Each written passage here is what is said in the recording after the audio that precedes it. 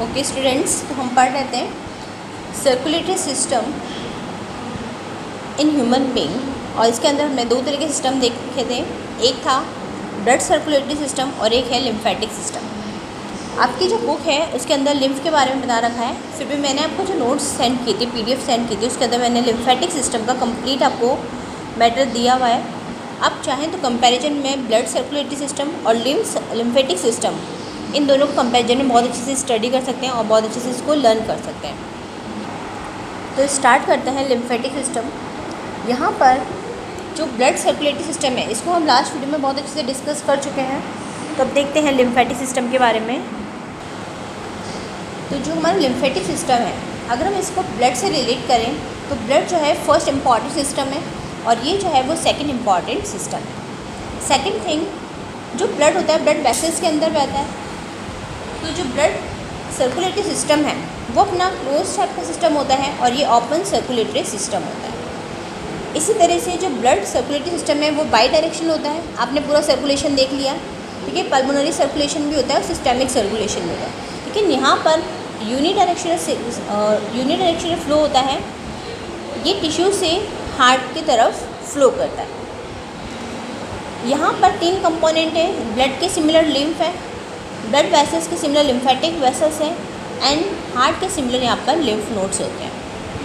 Okay students, अब जो first lymph है, जैसे हमने ब्लड स्टडी किया था वैसे हम लिम्फ स्टडी करेंगे। एक्चुअली ब्लड का ही एक पार्ट जो है वो लिम्फ होता है। देखो मैं आपको इसको अच्छे से समझाती हूँ। तो देखो, ये हमने लास्ट वीडियो में डिस्कस किया था। इसे आर्टरी है और ये वेन्स है, ठीक है। तो यहाँ पर कोई भी टिश्यू होगा या कोई भी ऑर्गन होगा जहाँ पर ये ब्लड कैपिलरीज है, बीच वाली कैपिलरीज होती है, यहाँ से किसी भी चीज़ का अगर ट्रांसपोर्ट होता है या एक्सचेंज होता है, ऑक्सीजन है, कुछ भी चीज़ अगर यहाँ पे ट्रांसपोर्ट होती है तो उस समय क्या होता है, वो सब किसके थ्रू होता है, ब्लड के थ्रू होता है। अब जब यहाँ से यहाँ पर ब्लड के थ्रू ट्रांसपोर्टेशन होता है या एक्सचेंज होता है, उस समय क्या होता है, यहाँ पे बीच में जगह दिख रही है आपको, इंटरसेलुलर स्पेसेस है। तो यहाँ पर ये जो ब्लड है कुछ पार्ट छनकर क्या होता है यहाँ पर निकल जाता है, और यही पार्ट क्या होता है, प्लाज्मा होता है। और अगर इसी तरह से ब्लड का पार्ट बाहर निकलता जाएगा तो ब्लड का जो वॉल्यूम है वो क्या होता जाएगा, कम होता जाएगा।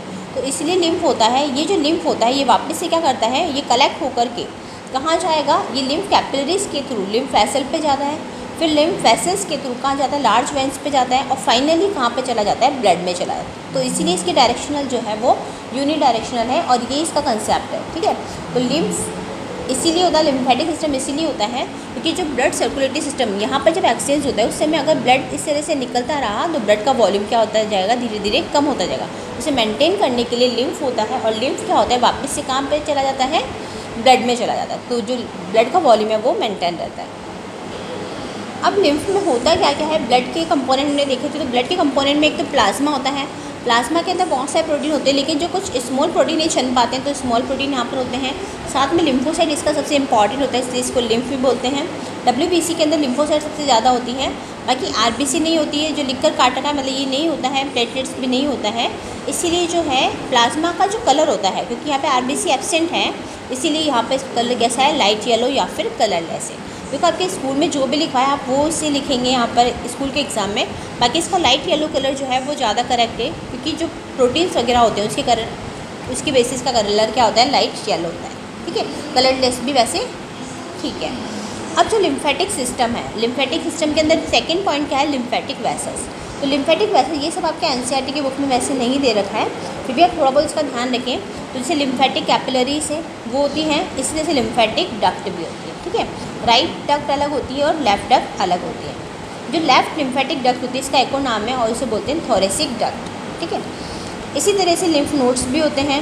और जो लिम्फ के फंक्शंस हैं, ठीक है, तो लिम्फ के जो फंक्शंस हैं वो क्या होते हैं, जैसे ब्लड के फंक्शंस आपको पता है, उसी तरह से लिम्फ के फंक्शंस क्या होते हैं। मेनली ये क्या करता है, जो आपके इंटेस्टाइन है वहाँ से जो फैट आया है और मतलब जो एब्जॉर्ब हुआ है, ठीक है, डाइजेस्टेड होकर जो एब्जॉर्ब हुआ है फैट उसको ब्लड में डालता है। और साथ ही मैंने भी आपको थोड़ी देर पहले समझाया था, जो लिम्फ है उसको क्या करती है, वापस से क्या करते हैं, उसको मतलब जो एक्स्ट्रा फ्लूइड जो निकल गया है उसको क्या करता है, वापस से कहाँ पे डालता है, हार्ट के अंदर डालता है, ठीक है। तो ये इसका बेसिकली